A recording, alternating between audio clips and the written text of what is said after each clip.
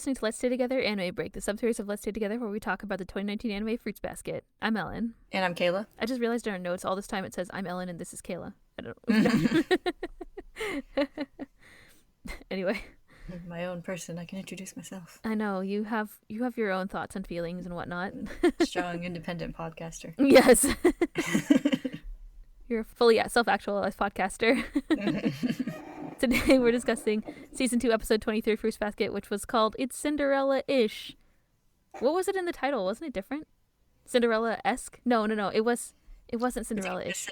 I think it just said Cinderella-ish. Okay. It's Cinderella-ish. Cinderella-ish. It was Cinderella-ish. So we're doing our summary and spoiler-free discussion, and then spoilery discussion like we always do every time. This episode covered chapters 88 and 89 of the manga, which we covered in our glorious podcast episode number 46, which is called These Feelings Spread Like Ripples, because the titles for the podcast episodes are all quotes, as opposed to, I don't know, I guess I could have called it It's Sort of Cinderella or something like that, but I don't know, whatever. It's like subtitle of the Sort of Cinderella episode. Basically. Yeah, exactly.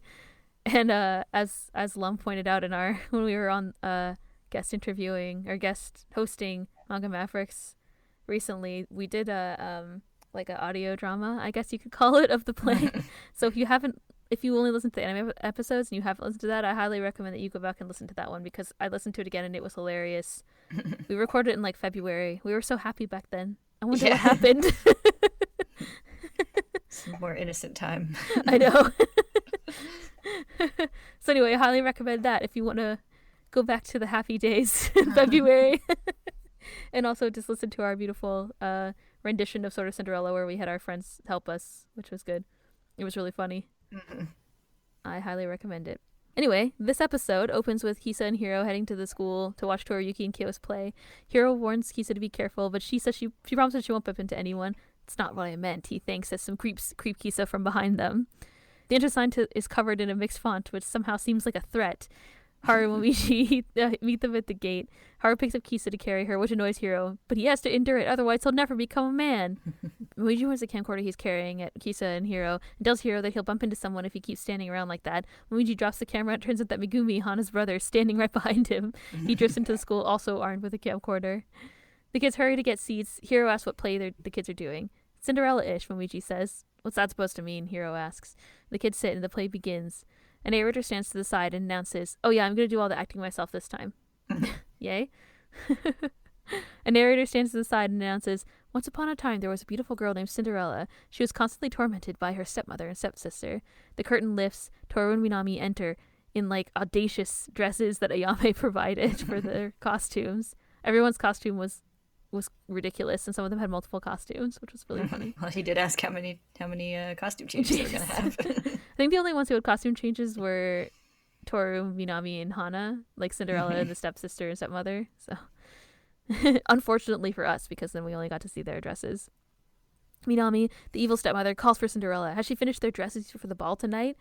Hanajima, who's playing Cinderella, sits and sips tea. She explains that an amateur like her couldn't make a dress. Instead of making dresses, offers tea to Toru, her stepsister. This Cinderella's boss, the audience thinks. The narrator explains that it was rumored that the ball was being held for the prince to find a bride, and of course the stepmother was eager to have her daughter marry into the royal family. Minami complains about Hana and Toru sipping tea, and how the story won't go anywhere if they don't take things seriously, then drags Toru off stage. "You leave me no choice," Minami says, and drags Toru off. Toru screams a precious scream in the background. "Finish those dresses quickly if you want your sister back." "Because of some prince's ball, my sister. I'll never forgive the prince," Hana says. "And though she never met him, Cinderella falls deeply in love with the prince," the narrator says. I think the script is like almost exactly the same as in the manga, which is wonderful. All the good jokes were there. Like the narrator's like completely like over it expression. Yes. The whole thing. Well, everybody went to rehearsal except for Kyo, so they're probably all tired of them futzing around. "I must slip into the castle, but first I have to finish those dresses," Hana says. "All is well," a voice says, and a spotlight shines on Yuki, the fairy godmother, who's lowered onto the stage. I have a question. Why is the fairy godmother carrying a broom? He was like holding a broom. I guess it's like a witch thing. I guess. I don't know. I just thought it was funny. Do fairy godmothers need brooms for things? Maybe he flies on a broom. Maybe he's a witch and a fairy godmother. The part-time witch. A part-time witch, yeah, exactly. He also has a part-time... Isn't that the plot of Kiki's Delivery Service? I was going to say he has a part delivery service. She's Yuki's a part Delivery Service. Yuki's Delivery Service. He's a little rat companion instead of Gigi. I'm your fairy godmother, he stutters through a barrage of camera flashes and squeeze from the audience. I hate to say it, but that's not much of a self-introduction, Hana says.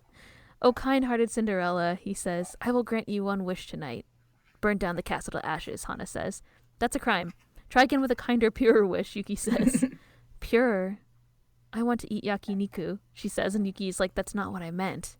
Minami, the evil stepmother, returns, dragging Toru to see if the dresses are done, and 2 slightly fancier dresses have appeared on stage, because they're already wearing fancy dresses. Anyway. Did you really make them? Minami says, and Toru compliments how lovely they are and how skilled Hanajima is. Thank you. I'm glad you like my handmade dresses, Hana says. She just took all the credit, the audience thinks. Minami drags Toru off to the ball, but Minami says, we'll stay home. Good job, fairy godmother, Hana says after they leave and Yuki returns to her side. Now tell me your wish, Cinderella, Yuki says. Yakini, right! You'll head straight to the ball in a pumpkin carriage, Yuki says, interrupting her, and Cinderella heads to the ball. The set changes to the ball. Students dance on the stage together. At the top of a set of stairs, near a throne, Uo stands beside a grumpy Kyo. Wipe that disgruntled look off your face. We're having this ball for you. Go and find yourself a good catch. Shut up, I'm not interested, he says. This is exactly why you're still a virgin, Uo says. Much to the horror of the students, in the audience.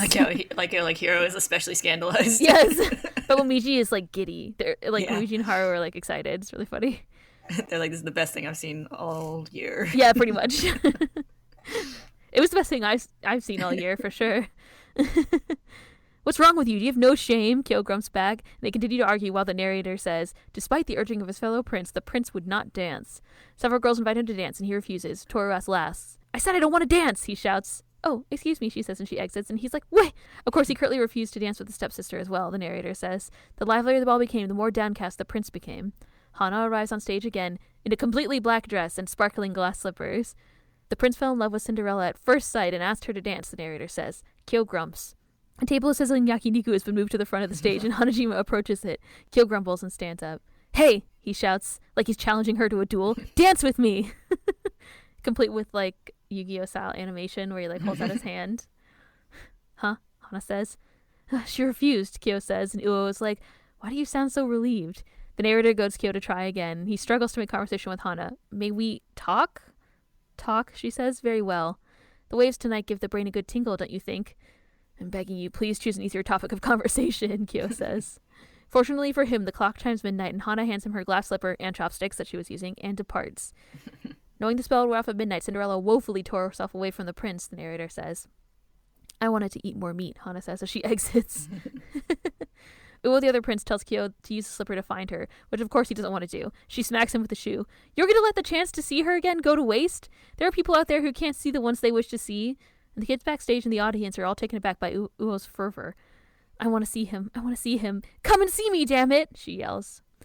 Though the urging was tinged with personal feelings, the narrator says, the prince was persuaded by his fellow prince. So the prince traveled throughout the kingdom, making all the young women try on the glass slipper. And the Uo and Kyo and a prince's attendant arrive at Cinderella's house. Toru tries on the slipper, but it doesn't fit her. The prince's attendant asks if there are any other young women in the house, which Minami declines. Sweet, let's go, Kyo says, and tries to walk off. Wait, Toru says, you haven't seen Cinderella-san yet. And Kyo grabs Toru's cheeks and is like, don't say that. Stop your violence, Hana says, entering the stage carrying more food. She says the slipper is the one that she left. Hana knows why he's come. He's here to ask for her sister's hand in marriage. What, you idiot? Of course not, Kyo shouts, and the attendant is like, that is kind of why you're here. Then you're here to ask me? What a nightmare, Hana says, and Kyo's like, it'd be hell. Then what do you want? Do you plan to keep deceiving yourself forever, locked inside the castle until you die? So what if I do? Does that hurt anyone? I can decide whatever I want for my... I don't want... Toru interrupts and then covers her mouth. Sorry, please forget I said that. Sorry for the interruption. Please continue the story. I don't want... Kyo thinks, Toru's words echoing in his mind. I'm aware of your situation, Yuki says as he's lifted up on a stage from below, and Kyo jumps away in surprise. I laughed out loud at that. Yes. Yuki has, during the play, he has, like, the best entrances where it's, like, the first time he, like, comes from the ceiling, and the second time he, like, comes from below the stage. I was like, this is a fancy high school performance. Like, just saying. Nobody ever, like, walks on and off stage, you know? Yeah. The kid like jumps in the air with like a cat screech. Yes. And he's like shaking the whole time in the background for a couple minutes or whatever. My loyal servant, you're finally here, Hana says. I'm not your servant, he says. Anyway, I know a marriage between you and the prince would not fare well. Let me ask again, what do you truly wish for? I want to run a yakiniku shop with my sister, she says. Prince, you will back the shop, Yuki says, and Kyo's like, hey, you're the one who's supposed to grant wishes. Prince, I won't ask what you wish for. Make sure your wish comes true with your own strength, Yuki says. The cast stand together on stage, the curtain lowers, and the narrator concludes. Thus, though Cinderella and the prince parted ways, the yakiniku shop flourished, and Cinderella, who proved that women can live securely without relying on marriage, lived happily ever after. Yay. It was very good. I enjoyed the play. Yeah, it was good. Yeah. After the play, backstage, Kyo immediately strips off his prince shirt, and he hears a familiar voice and turns to see that Shisho is chatting with Hana, who introduces herself. Kyo staggers over to them in shock. I believe the play was a success only because I had him as my counterpart, Hana says to Shisho. She turns with a bright smile to Kyo and says, thank you, Kyo-kun, which she never ever calls him. She tells Shisho that she needs to go change. I hope we meet again, she says. Yeah, see you, Shisho says. He says to Kyo that he has an endearing classmate. Kyo panics and grabs Shisho's arm and yells, Shisho, please don't get married. What are you saying out of the blue? He says, patting Kyo's head. You're still such a child, huh? Man, you're so clueless, Kyo says. Then he wonders who told Shisho about this in the first place. I wonder, Haru says, showing up and leaning on Shisho. Kyo grabs Haru and noogies him. It's embarrassing, he says. And Haru says, I thought it would make Shihan happy. Ow. The whole time Kyo's nugging him, he's just like, ow, ow. Shisho says that he needs to head out, and he says that he'd like to say hello to Toru first, though, and asks if Kyo knows where she is. Kyo remembers her outburst from the play. Dunno, it's not my job to keep tabs on her at all times, he grumps. I see. I can see her some other time, Shisho says. Kyo tells him to wait, he'll to get changed, and he'll walk him out.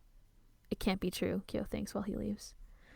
In the bathroom, elsewhere, Uo sneezes her way out of a stall, which is exactly what I said before, and it was exactly what happened this time. Toru panics and asks if she's sick, but she says it's just allergies. Toru says that she was a cool prince, and Uo says that she was cute too. Toru remembers her shouting, come and see me, damn it, on the stage. Uo says that she's going to try to catch the next play, and Toru starts to ask her about it, but then hesitates, and instead says she's going to see Momiji and the others. Uo takes off to watch Mito Koman. It's the last time we talk about Mito Koman ever again. I mean, Kisa and Toru reunite in a big heart-filled hug in the hallway after Uo leaves. The others greet her and congratulate her and tell her she was cute, etc., etc., etc. A costume Mogeta arrives in the background, and Kisa and Hiro go to meet it. Ryuji tells Toru that he recorded the play and that they can watch it together later. She asks if she can get a DVD later, and he says sure. I should give one to Kureno, right? Momiji whispers to her. How did you know? Toru asks. Was I right? I knew it. I'm so amazing. I'm a great detective. Gramps is always alone. Momiji says. That's mixed up, Haru thinks, and it was a nearly normal statement, Hiro thinks. Momiji tells Toru that he figured it out from what Ariza shouted on stage. I was thinking that even if it might not be tomorrow or the day after that, I have a way higher chance of passing him than you do. So leave it to me. Haru reminds Momiji that it's almost time for their shift in their class, and Toru takes over watching Hiro and Kisa. Haru tells her to watch Kisa carefully and tells Hiro to be careful too. Haruni, you really are kind to everybody, Hiro shouts, but that's probably why you made Rin sad. And he suddenly realizes he said too much and thinks, I'm such an idiot, I lost my temper again and took it out on him. I wasn't going to do that again. Haru asks why he's mentioning Rin. And I'm not supposed to know what they're dating, Hiro thinks. Don't tell me you're in love with Rin, Hiro asks. What are you talking about? You can't be serious. You're such an idiot, Hiro says. Let's go, Kisa. And he takes off. Could Isuzu-san and Hatsaru-san? Toru thinks. Hiro-chan likes Isuzu-one-chan, Kisa says quietly. Drama. Elsewhere, Yuki returns to the student council room. Kimi, in her bubbly voice, asks how the play went and says that she wanted to wear a dress too, and asks if she could maybe borrow one. But now, Ever the Grump complains that about all the issues that have happened and how Kakeru has resolved them but hasn't returned, and Machi's also missing. And he kicks Yuki out to go on patrol and find them. Around a corner, Yuki sees some girls bullying Machi. Say something, are you deaf? One shouts. Ma, Yuki starts to say, but Kakeru stops him by slapping his face. Spotted some bullying, huh? He says. Yuki asks what Kakeru's doing, and he says he's on patrol while eating yakisoba, of course. Yuki says that they have to stop the bullying, but Kakeru stops him by kicking the wall in front of him, which we have said is a kabe-dan in our in our episode before. He says a man getting involved in a... I stand by it. Yeah. I mean, he kicked the wall and made it don. That's a kabe-don. Like, you can't be disputed. A man getting involved in a woman's dispute only adds fuel to the fire, he says. Plus, you're the cause of the dispute, Yun.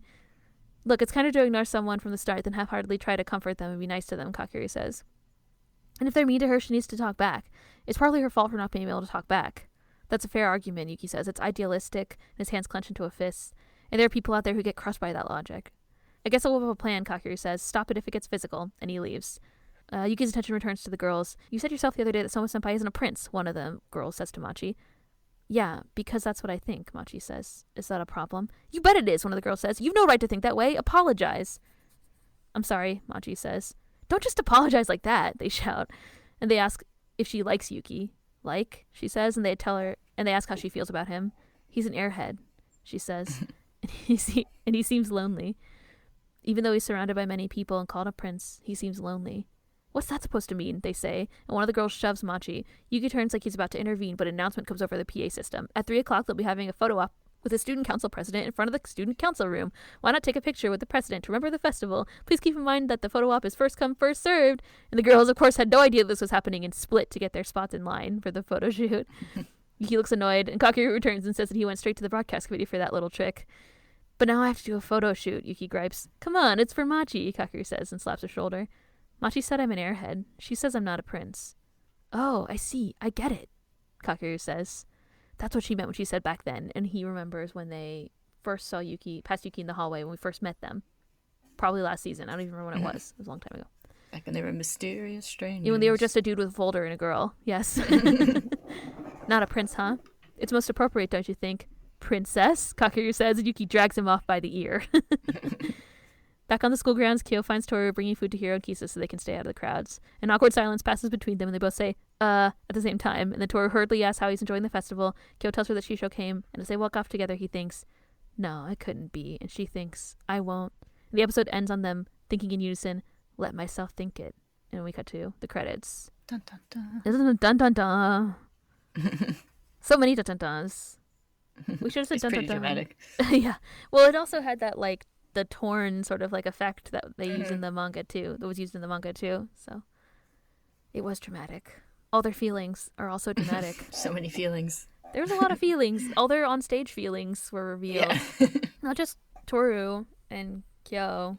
I mean, Kyo didn't really reveal any feels on stage. Except for his feelings of sort of grumpiness. did. That he doesn't want to marry Hana. I mean... I always love the bit where he, like, when he, like, snaps at Toru about the, like, dance thing, and he's like, wait, and then Toru's like, of course he refused to dance with his stepsister, too. Yeah, and then it was like, refused to dance with her. I like how they're like, that is the line, Prince, or whatever, like, a couple times. Yeah, I do always like that part, too, where he's like, wait. Yeah, it makes it so clear that, like, it's like everyone knows what's going on here. Yeah, no, everybody but them. Because then at the end of this episode, he's like, there's no way that she thinks that. It's like, bro, where have you been the last, like, 3 episodes? Like, what are you doing, you know? I mean, I think he knows he's just in denial because of his feelings of guilt and whatever that are sort of not clear at this point. But he doesn't want to like her. He's just like, you know, I guess he doesn't want her to like him.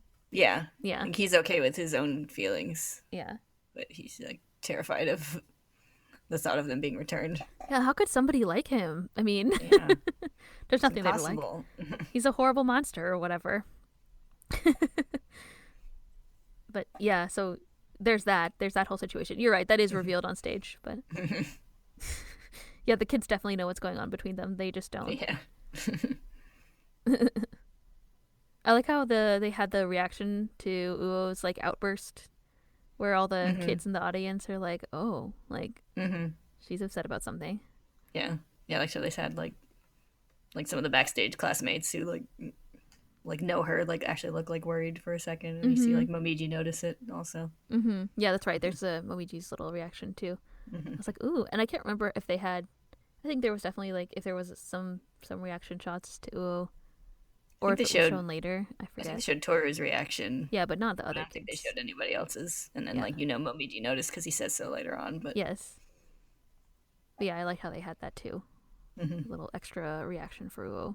Because she just wants to see someone that she can't see. Do you think that Kureno would leave a glass slipper? If he did, it would be an accident. Genuinely. Like, oh no, my slipper. It's like 2 days later, he's like, where's my shoe? How did I make it here with just one shoe and not notice? And then, of course, Toru's outburst, the most iconic, I guess.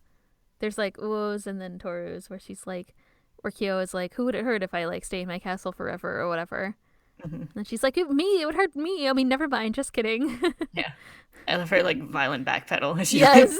scurries back away from the center of the stage. She Like, sorry, runs please go on. Yeah, exactly, with her arms like outstretched. Like, Yeah. the execution of the play was hilarious and wonderful. It left nothing to be desired in the best possible way. Yeah. Like how much of it is just like the non-drama kids trying to usher everything forward. Yeah, pretty much. Yeah, the people with just regular high school drama instead of Soma family high school drama. Yeah, well, like, even so Yuki, anyway, they went to the ball. Yeah. Yuki too was like, yeah. Hana's like, I want yakiniku, and he's like, so you'll go to the carriage, or you'll go to the ball in a pumpkin carriage. Let's whisk you away. Yeah. Yeah. And then him showing up at the end to be like, so yeah, I overheard all that. Anyway, Yeah. your wish. Your wish is to have a yakiniku shop. Okay, whatever. And then he's sassy to Kyo. Somebody needs to be sassy to him. Yeah. I like how they made it like, I mean, there was always that kind of like tone to it in the manga, but it made it seem like Yuki's like really just deliberately going like, get your shit together, man. Yeah, basically. Everyone in the audience is like, whoa, amazing judgment. But yeah, that's definitely also personally motivated. I think they just don't know. That's personally motivated as I like how the narrator was like, even though other prince's words were tinged with like personal issues or whatever it said. Yeah. Oh, I did want to say I loved Hana's whole family in the audience. Yeah. Of course. Like I think we saw Megumi in the manga, but I don't think we saw the rest of her family. Oh, but, like they were there. Yeah, like they're all there, and like her mom's like enthusiastically clapping like, when she like shows up in the black dress and everything. It's cute.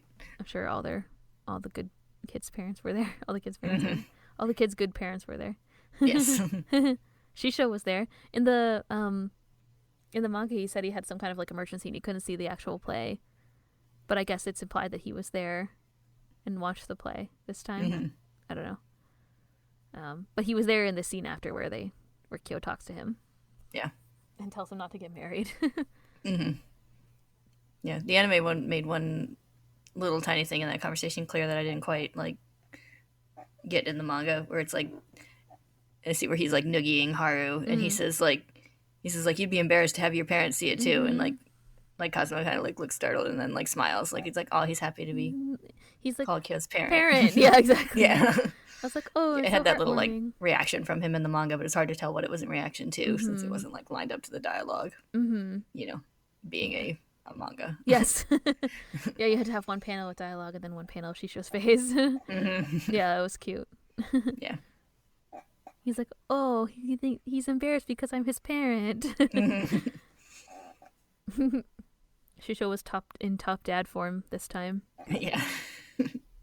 And after he's like, don't get married, Shisho is like, oh, you're still like a worrisome little child or whatever, or something like that. And like pats his head. It was really cute. Yeah. Yes, I always enjoyed that little scene. Then Kyo's all sassy when Shisho asks to see Toru, but whatever, you know. It's because he's in love. Yeah. And now he knows that Toru's also in love with him and can't deny it anymore, I guess. I think he's going to keep denying it. I mean, yeah. They were only a third of the way through the series, so, you know. There's more denial yet to come, I'm sure. I always also like the scene where they meet after, and it's super awkward. I mean, we described it as being super dramatic, but they're like, hey, what's up? And they're just like, it's like awkward silence and stuff. Now they know, the other one knows that they know, you know? Oh, we also have to talk about Yuki after the play. So Yuki goes back to the student council room and now is of course grumpy as expected.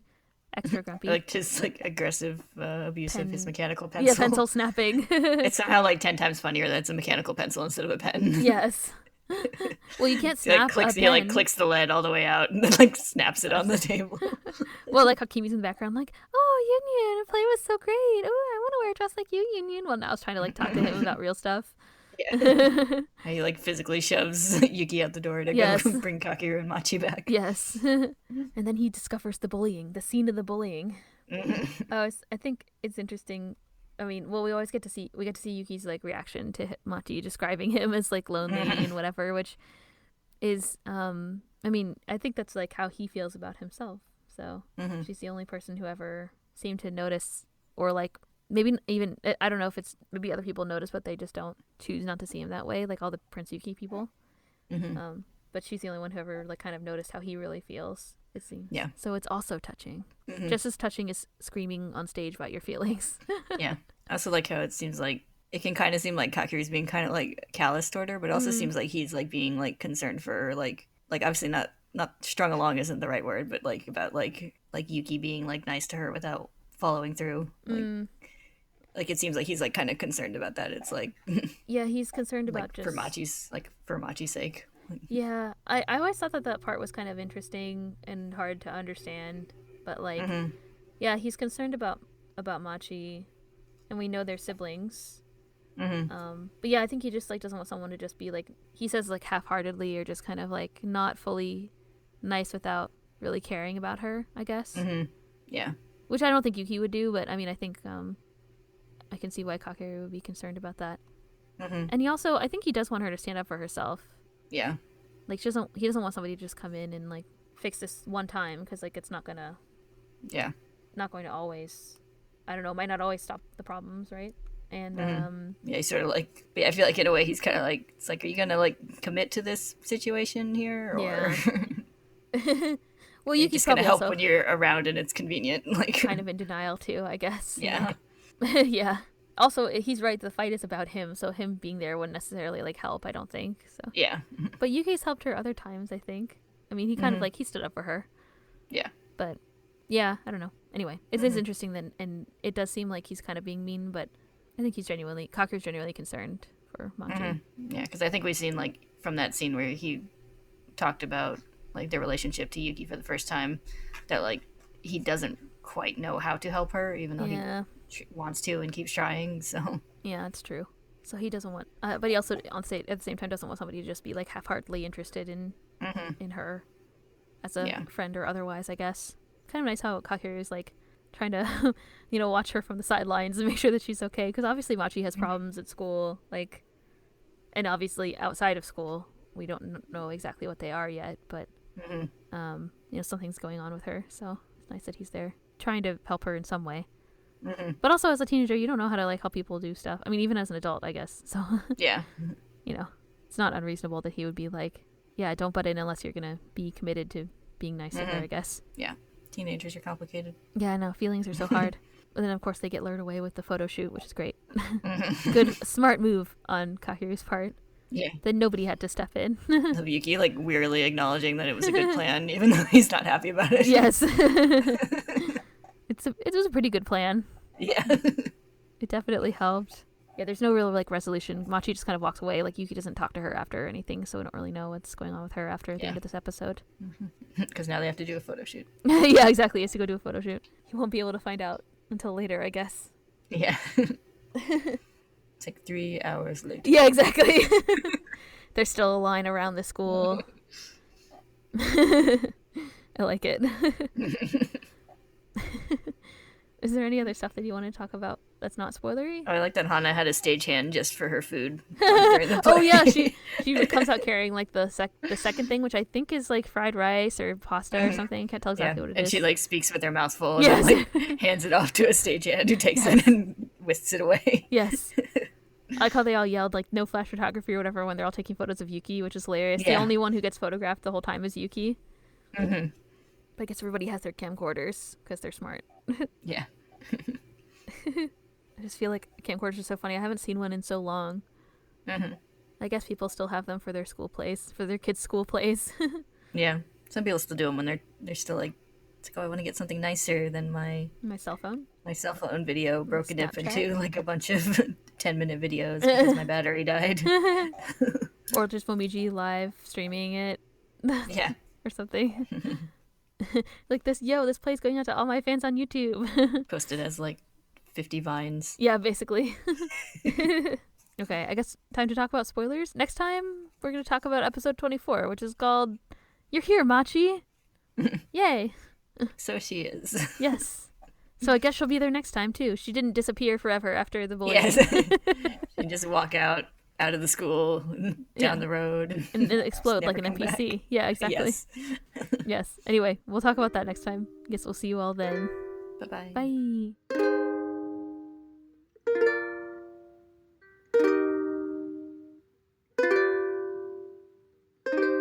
Hey, we're back to talk about spoilers.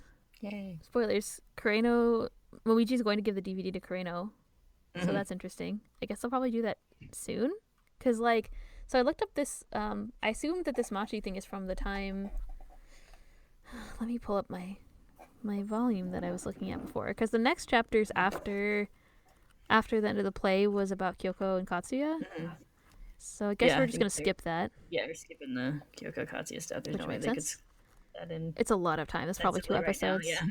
So it looks like chapter 94 is the one. So where you get Machi's backstory. Yeah. The student council goes to hang out. And then it's the chapter after that is New Year's, so maybe they'll do that because that's when Momiji gives Kureno the DVD. Yeah, I think I saw something New Promos? Year's-esque from one of the promo images. Okay. I haven't seen it. I haven't seen the promos yet.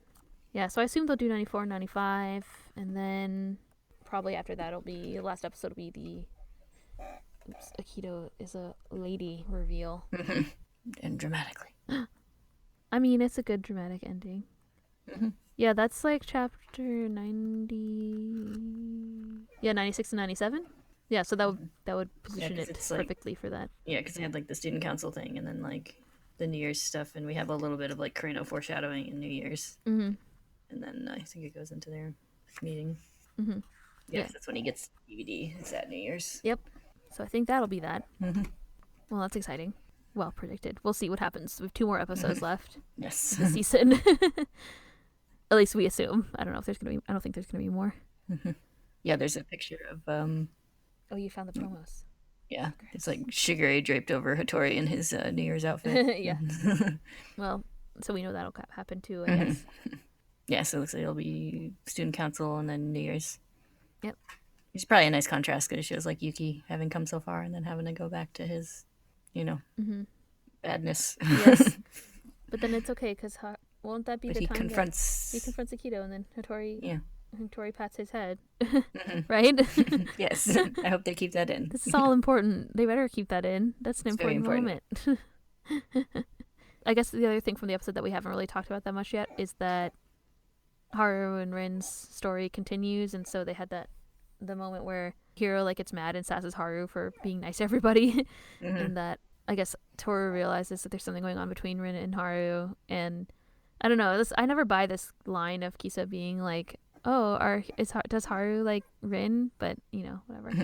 I think she was just thinking about them because she sees them together a lot, right? Or there was that scene where Haru went to talk to her, and Kisa was there. So Hiro or Haru? Sorry, Hiro went to talk to her, and Kisa was there. Yeah. So I don't know. I think it was just supposed to be kind of a cute little funny thing. Maybe. It's her little being oh, does he? Maybe. And it's honey, no. No. Yeah, I always like that as a Toru moment though, as she Yes. picks up on the subtext. Yes. Pretty quickly there Yes. with the Haru and Rin. I mean, it kind of makes sense. Did Rin talk to her about Haru?